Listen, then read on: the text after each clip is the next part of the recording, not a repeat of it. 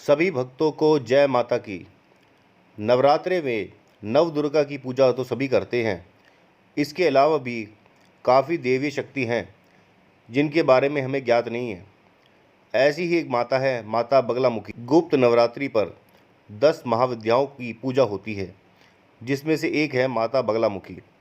माता बगलामुखी से जुड़ी एक पुरानी कथा बेहद प्रचलित है, जिसमें उन्होंने अपनी शक्ति से प्रलय रोका और राक्षसों की वाणी को स्तंभित कर दिया। यह कथा शत्रुनाश, मौन सिद्धि और तांत्रिक साधना की प्रेरणा देता है। संक्षिप्त में बताएं तो कथाओं के अनुसार सृष्टि में एक बार भयंकर प्रलय आ गया। चारों ओर तेज हवाएं, भयंकर वर्षा, भूकंप और प्रकृति का संतुलन बिगड़ चुका था।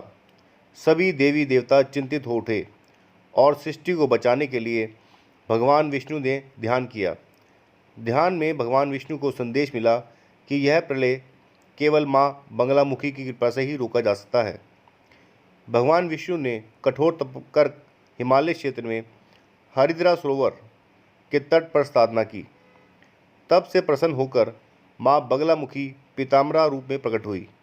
उनकी कांति हल्दी के समान पीली, वस्त्र पीले और हाथ में शत्रु की जीभ पकड़ने का संकेत था।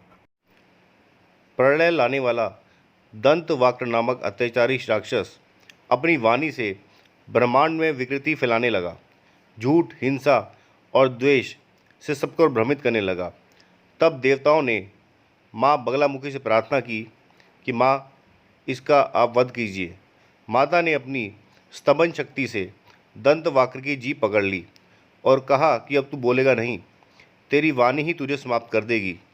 इस प्रकार माँ ने उसे मौन में बांध दिया और सत्य की स्थापना की। माँ बगलामुखी की पौराणिक कथा हमें जीवन में संघर्षों से गुजरने और सत्य के मार्ग पर चलने की प्रेरणा देती है। उनकी पूजा और उपासना से मनुष्य को न केवल बाहरी शत्रुओं से बल्कि आंतरिक शत्रुओं जैसे क्रोध, लोभ और माया से भी मुक्ति मिलती है। माँ बगलामुखी के मुख्य रूप से 3 ऐतिहासिक मंदिर हैं: नलखेड़ा मध्य प्रदेश में, बंखड़ी कांगड़ा हिमाचल प्रदेश में और दतिया मध्य प्रदेश में पीताम्बरी पीठ बना हुआ है।